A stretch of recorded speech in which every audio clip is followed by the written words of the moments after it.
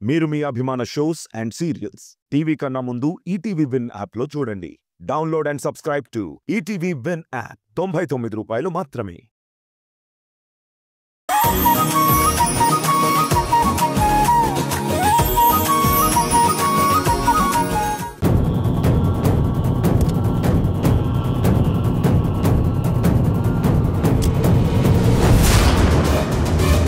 రాధను చూసుకోవడానికి వచ్చిన పెళ్లి కొడుకు ఇతనేనా?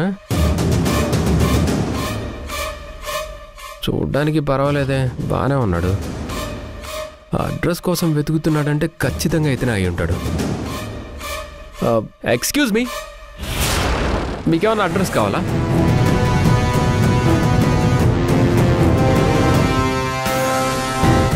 ఏదో కన్ఫ్యూజన్లో అడ్రస్ వెతుకుతున్నట్టున్నారు మీరు. అడ్రస్ తెలియకపోతే నేనే కదా ఎవరినైనా అడ్రస్ అడగాలి. ఇతనేంటి రివర్స్లో నన్ను మీకేమైనా అడ్రస్ కావాలని అడుగుతున్నాడు. ఇంతకీ మీరెవరు? వీధిలో అందరికీ అడ్రస్లు చెప్తూ ఉంటానులేండి. ఇంతకీ మీరు ఎక్కడికి వెళ్ళాలండి?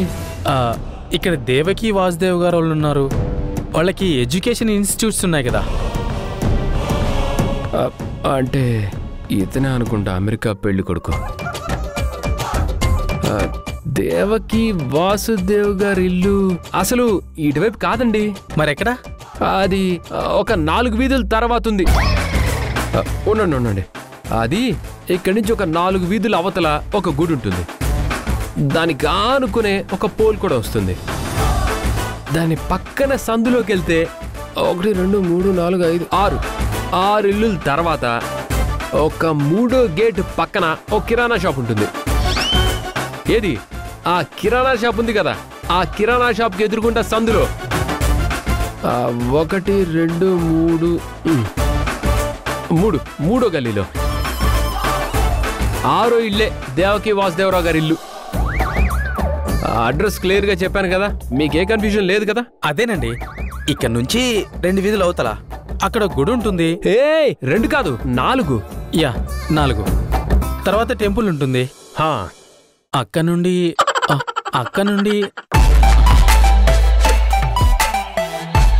ఒకసారి మళ్ళీ అడ్రస్ చెప్పరా? అది కాదు, అసలు నువ్వు ఎక్కడి నుంచి వచ్చావు? అమెరికా నుండి. ఎందుకు? అడ్రస్ తెలుసుకోవడానికా? కాదు, పెళ్లి చూపులకి. ఏమయ్యా, ఒక్కసారి అడ్రస్ చెప్తే అర్థం చేసుకోలేని వాడివి అమెరికా నుండి ఆంధ్రాకి నువ్వు పెళ్లి చూపులకి వచ్చావా? అసలు నీకు పిల్లనిస్తుంది ఎవరో ఏంటో, అడ్రస్ కూడా గుర్తు పెట్టుకోలేని వాడివి నీకు పెళ్లి చూపులంట. అమెరికా అనగానే సంబరపడిపోయో అని ఇచ్చేస్తే సరిపోతుందా? వెనక ముందు చూసుకోక్కర్లేదా? మిస్టర్, నువ్వు నాకు ఏ అడ్రస్ చెప్పక్కర్లేదు, నేను వెళ్ళగలను. నువ్వు నాకు చెప్పిన టెంపుల్ స్ట్రీట్ గుర్తుంది.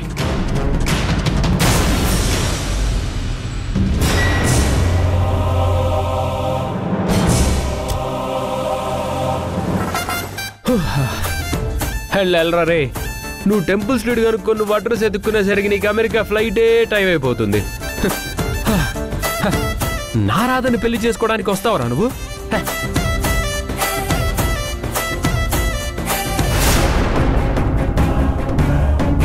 ఈ మనోహర్ ఏంటి అట్టే వెళ్ళిపోయాడు? కొంపు తీసి పెళ్లి కొడుకు ఆఫీస్ కానీ వెళ్ళాడేంటి?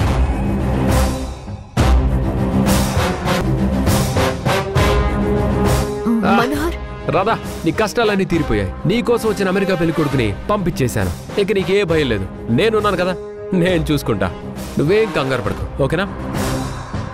నా కంగారు సంగతి పక్కన పెట్టు. ఇంతకీ అతనికి ఏం చెప్పి పంపించావు? నా తెలివితేటలన్నీ ఉపయోగించి వాడిని ఒక తప్పుడు అడ్రస్ కి పంపించాను. తప్పుడు అడ్రస్ కి పంపించావా? అసలు నీకు బుద్ధిందా మనోహర్? తప్పుడు అడ్రస్ కి వెళ్ళిన వాడు అక్కడే ఉంటాడా?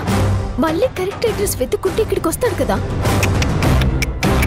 మనం చెప్పిన తప్పుడు అడ్రస్ అసలు ఉంటేనే కదా అక్కడికి వెళ్ళి అది తప్పని తెలుసుకోవడానికి, మళ్ళీ ఇక్కడికి రావడానికి వాడికి చాలా టైం పడుతుంది. అవన్నీ కావు. ఏంటో మనోహర్, ఎందుకో నా మనసులో ఇది వర్కౌట్ అవ్వదు అనిపిస్తోంది. పిచ్చి రాధా, నన్ను నమ్ముకో. నీ మనసును నువ్వు నిమ్మలం చేసుకో, అంతా మంచి జరుగుతుంది. ఎవరది? ఇతనెవరు? పెళ్లి కొడుకు. పెళ్లి కొడుకా? పెళ్లి కొడుకు నిన్ను చూసుకోవడానికి వచ్చాడు వాడే. నువ్వేంటి ఇక్కడికి వచ్చి దాక్కున్నావు? ఏదో ఒకటి చేయి మనోహర్. నన్నేం చేయమంటావు? ఇప్పుడు అతను వచ్చి నన్ను చూశాడంటే తప్పుడు అడ్రస్ చెప్పింది నేనే అని తెలిసిపోతుంది. నువ్వేదో ఒకటి ఆలోచించరాదా? వెళ్ళు.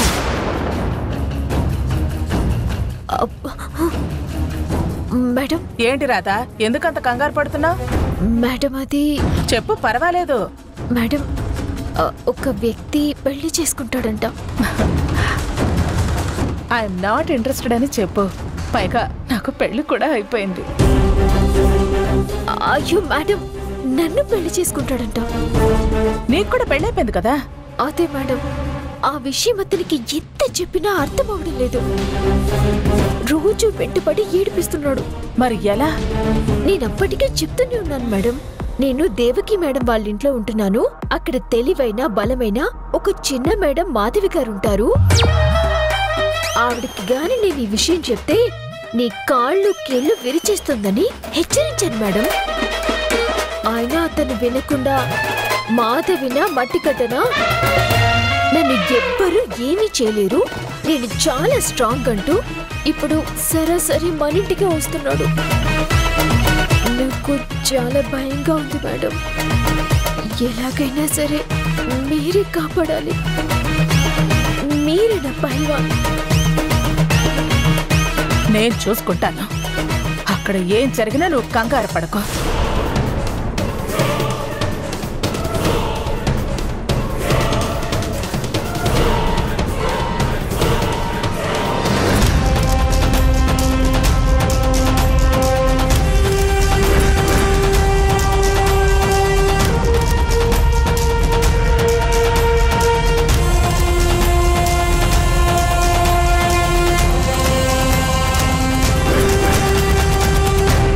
రారా.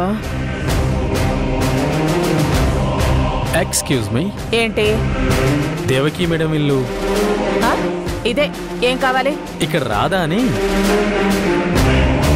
ఎందుకు? పెళ్లి చేసుకుందామని. దొంగ సచ్చినోడా, నే చేస్తాన్రా నీకు పెళ్లి.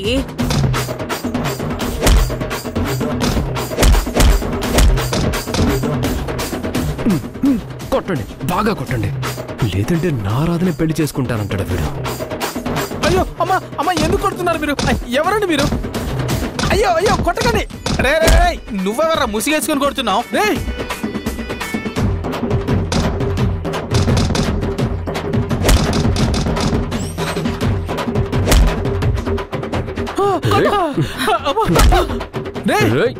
నువ్వా? నువ్వా ఏంట్రా? నువ్వా? నేనే.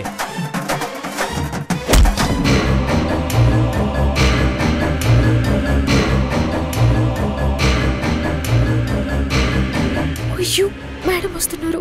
ఇప్పుడు కానీ మేడం అతన్ని ఎవరని అడిగిందంటే అతను నిజం చెప్పేస్తాడు. దాంతో పని గోవింద. ఎలాగైనా అతన్ని పంపించాలి.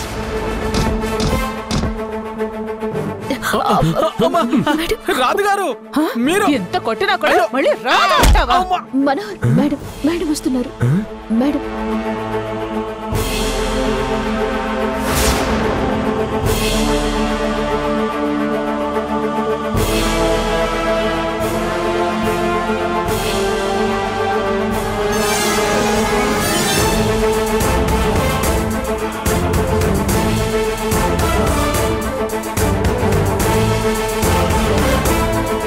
ఏం జరుగుతోంది ఇక్కడ?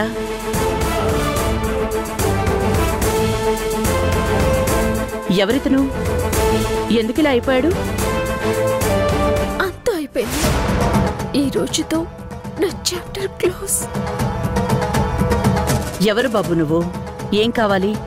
అవును, నాకేం కావాలి? నేనెందుకు ఇక్కడున్నాను? పాపం మాధవ్ గారు కొట్టిన దెబ్బలకి వీడు గతం మర్చిపోయినట్టున్నాడు. తలకి దెబ్బలు గట్టిగా తగిలేసరికి ఫ్యూజులు ఎగిరిపోయినట్టున్నాడు. పిచ్చాడక్క, పిచ్చాడు. ఇతను మన ఇంట్లోకి. మేడం మేడం, ఎవరో పిచ్చోడ్లో ఉన్నాడు మేడం. ఏదో అమెరికా నుంచి వచ్చానంటున్నాడు. ఏదో పిచ్చి పిచ్చిగా మాట్లాడుతున్నాడు. అవును, నేను అమెరికా నుండి వచ్చాను. వెంటనే అమెరికాకి వెళ్ళిపోవాలి. మళ్ళీ ఫ్లైట్ కు టైం అయిపోతుంది. వెళ్ళు వెళ్ళు.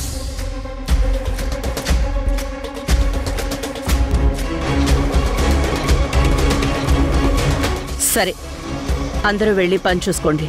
సరే మేడం.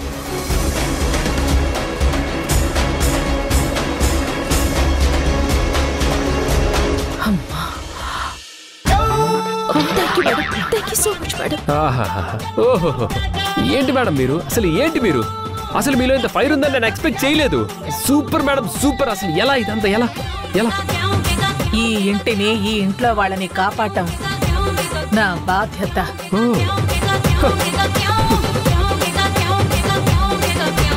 అసలు సూపర్. చూసావు అసలు? హలో, ఏంటి మళ్ళీ ఏమైంది నీకు? అతను ఫోన్ చేసి అమ్మకి చెప్తే చాలా ప్రాబ్లం అవుతుంది. ఇప్పుడు అతను ఉన్న సిచ్యువేషన్లో మీ అమ్మే కాదు, వాళ్ళమ్మ కాల్ చేసినా ఫోన్ లిఫ్ట్ చేయడు. అమెరికాలో దిగేంత వరకు ఏమీ అర్థం కాదు. నువ్వు ధైర్యంగా ఉండు. అంతే, నన్ను నమ్ము. పద, నన్ను నమ్ము, మామూలుగా ఉండదు. దా.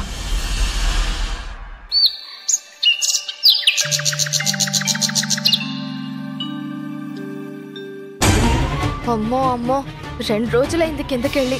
ఈ రాధ ఏం ప్లాన్ చేసిందో ఏంటో. అర్జెంటుగా కిందకు వెళ్ళాలి. నా మొహం అంతా పీకిపోయిందో ఏంటో.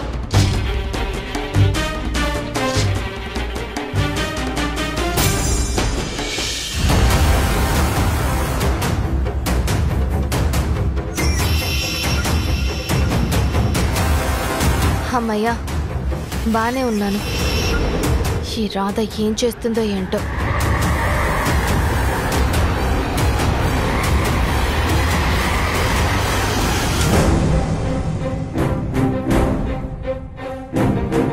అమ్మ గాయత్రి, ఎలా ఉందమ్మా ఆరోగ్యం? దగ్గు, జలుబు, జ్వరం అంతా తగ్గిపోయిందా? అంతా నార్మల్ అయిందమ్మా.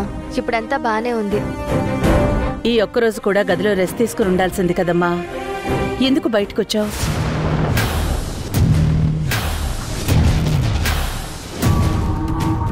ఇప్పటికే 2 రోజులుగా గది బయటకు రాకుండా ఉండేసరికి ఏదోలా ఉందమ్మా. పైగా నేను చెయ్యాల్సిన పనులు అలాగే ఉండిపోయాయి. నువ్వు చేసే పనులా? ఏంటి గాయత్రి అవి? అంటే అదే, నేను కూడా మన ఇన్స్టిట్యూట్లో ఏదో ఒక పనిలో ఇన్వాల్వ్ అవ్వాలనుకుంటున్నాను. ఎన్ని రోజులని ఇలా ఊరికే ఇంట్లో ఉండాలి? అలాగే చేద్దు. ముందు నీ ఆరోగ్యం జాగ్రత్త. కొన్ని రోజులు ఆగు, తర్వాత ఏదో ఒకటి చేద్దులే. అవును గాయత్రి, నువ్వు కామ్గా ఉంటున్నావని గిల్టీగా ఏం ఫీల్ అవ్వకు. ముందు పద, టిఫిన్ చేద్దువు గాని. పద. ఇప్పుడు టిఫిన్ ఏమొద్దమ్మా, నేను కాసేపు ఆగి తింటాను. సర్లే, మీ పిన్నితో కాసిన్ని పాలు పంపిస్తాను, అవైనా తాగు. అలాగే. పదండి.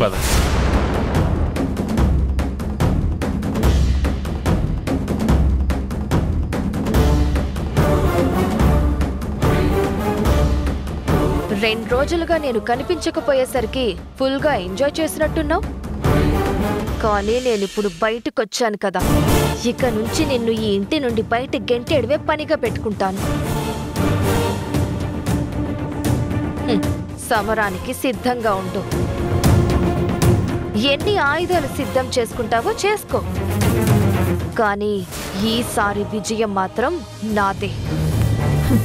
2 రోజులు గదిలో ఒక్కదానివే ఉండేసరికి మైండ్ పనిచేయటం మానేసినట్టుంది. అందుకే బయటికి రాగానే పిచ్చి పిచ్చిగా మాట్లాడుతున్నావు. మేడంకి చెప్పి హాస్పిటల్కి వెళ్తే బెటర్. నాకు కూడా ఇది ఖచ్చితంగా పిచ్చి అని అనిపిస్తుంది రాధా. రాధ చెప్పినట్టుగా ఎందుకైనా మంచిది ఒకసారి హాస్పిటల్కి వెళ్ళు. మళ్ళీ ముదిరితే పర్మనెంట్గా హాస్పిటల్లోనే ఉండాల్సి వస్తుంది. జాగ్రత్త. ఇప్పుడు నా మాటలు మీకు పిచ్చితనంగానే అనిపిస్తాయి. నేను ప్లాన్ చేసి దెబ్బ కొడితే పిచ్చి మీకు పడుతుంది.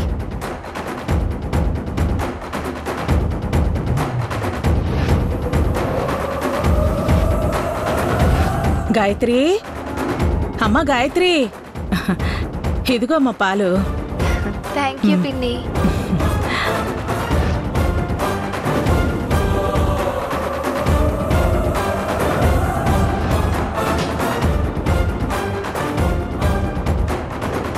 రాను రాను దీనికి పొగరు పెరిగిపోతుంది.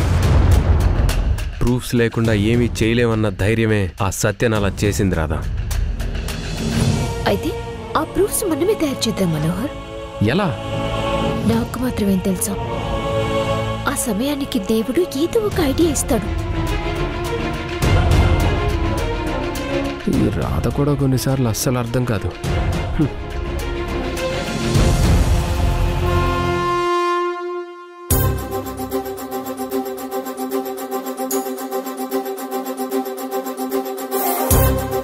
హే, ఏంటి రాధా, నువ్వంతలా ఆలోచిస్తూ అటు ఇటు తిరుగుతూ ఉంటే ఫ్లోర్ అదిరిపోతుంది. ఏం ఆలోచిస్తున్నావు? నాకు కూడా చెప్పొచ్చు కదా. మనం ఒక గ్రాస్ ని వాడి ఫింగర్ ప్రింట్స్ పేరుతో ఆ సత్యని ఇంతలా భయపెట్టాం కదా. భయం అంటే మామూలు భయం కాదు, చాలా భయపడింది. ఇప్పుడు దాని గురించి నువ్వెందుకు ఆలోచిస్తున్నావు? నేను తన గురించి ఆలోచించడం లేదు మనోహర్. మనం ఎప్పటికప్పుడు ఆ సత్యని భయపెడుతూ ఆ సత్య గుట్టు రట్టవుతుంది అనేలా ప్లాన్ చేస్తూ ఉంటే ఆ సత్యకి నన్ను అవమానించాలని, లేకపోతే నా కళ్ళ ముందే అమ్మకైతేనా ప్రమాదం కలిగించాలని, లేదా బామ్మ విషయంలో ఇంకేదైనా చేయాలి అన్న ఆలోచనలు రాకుండా తన గురించి ఎక్కడ బయటపడుతుందో అని భయపడుతూ టెన్షన్ పడుతూ ఎప్పుడు తప్పించుకోవాలా అని ఆలోచిస్తూ బిజీగా ఉండేలాగా చేయాలి. దానికేమైనా కొత్త ఐడియా వస్తుందేమోనని ఆలోచిస్తున్నాను. నువ్వు ఆలోచించడం మొదలు పెట్టావంటే నీ బుర్రలో ఈ పాటికి ఏదో అద్భుతమైన ఐడియా వచ్చే ఉంటుంది. దాంతో ఆ సత్యకి టెన్షన్ స్టార్ట్ అవుతుంది.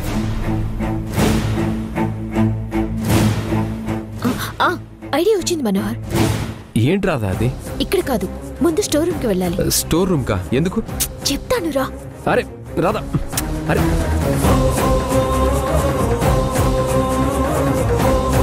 ఏంటి రాధా ఇక్కడికి తీసుకొచ్చావు?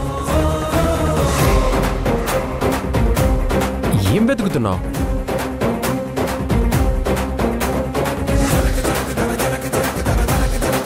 ఏం కావాలి రాధా? చెప్పు, నేను హెల్ప్ చేస్తాను.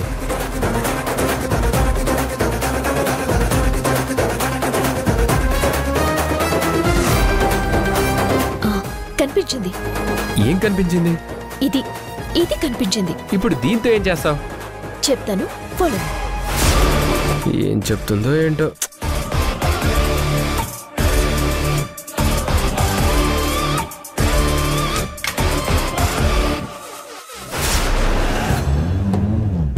రాధా, ఇక్కడికి ఎందుకు తీసుకొచ్చావు?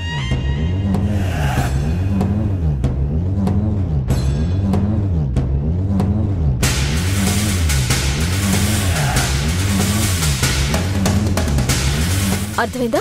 అది మన ప్లాన్. బా, అదిరిపోయింది ప్లాన్. ఓకే, అదిరిపోయింది ప్లాన్. ఇంకా స్టార్ట్ చేద్దామా?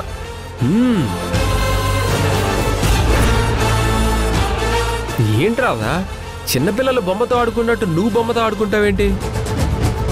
అసలు నీకు ఈ బొమ్మ ఎక్కడిది? మనోహర్, ఈ బొమ్మ నాకు చాలా ఇష్టమైన బొమ్మ.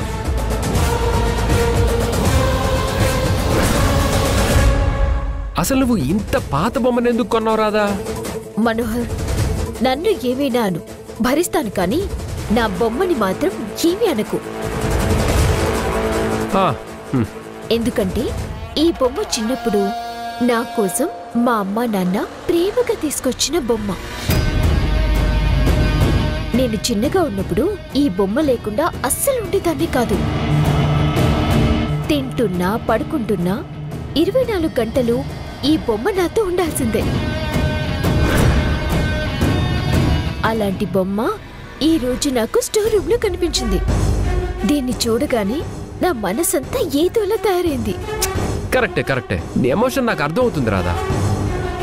చిన్నప్పుడు బొమ్మలంటే అందరికీ ఇష్టమే, కానీ ఈ వయసులో ఆ వయసు బొమ్మలతో ఆడుకుంటే బాగుండదు కదా. పాత బొమ్మలతో ఇప్పుడు ఆడుకుంటే బాగుండదు, కానీ ఈ బొమ్మతోనే సత్య నిజమైన గాయత్రి కాదు, అబద్ధపు గాయత్రి అని బయటపెట్టచ్చు. ఓహో,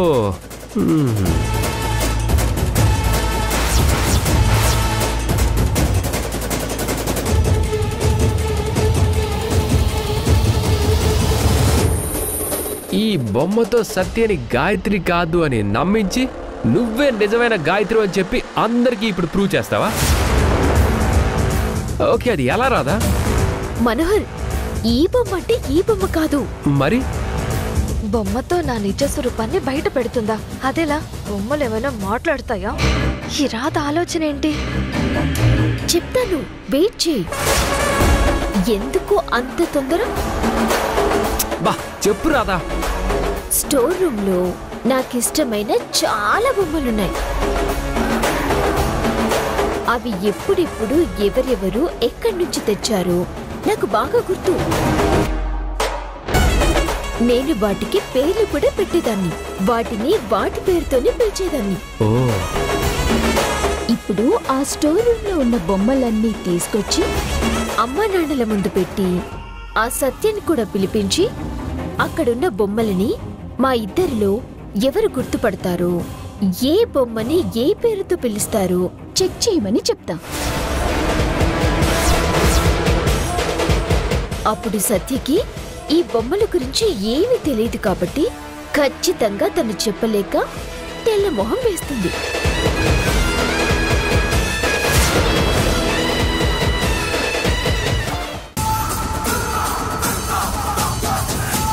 ఈ బొమ్మతో సత్యని గాయత్రి కాదు అని నమ్మించి నువ్వే నిజమైన గాయత్రి అని చెప్పి అందరికీ ఇప్పుడు ప్రూవ్ చేస్తావా?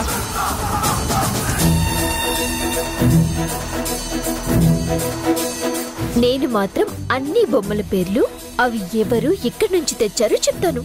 దాంతో అందరి ముందు ఆ సత్య దొంగ గాయత్రి అని తెలిసిపోతుంది.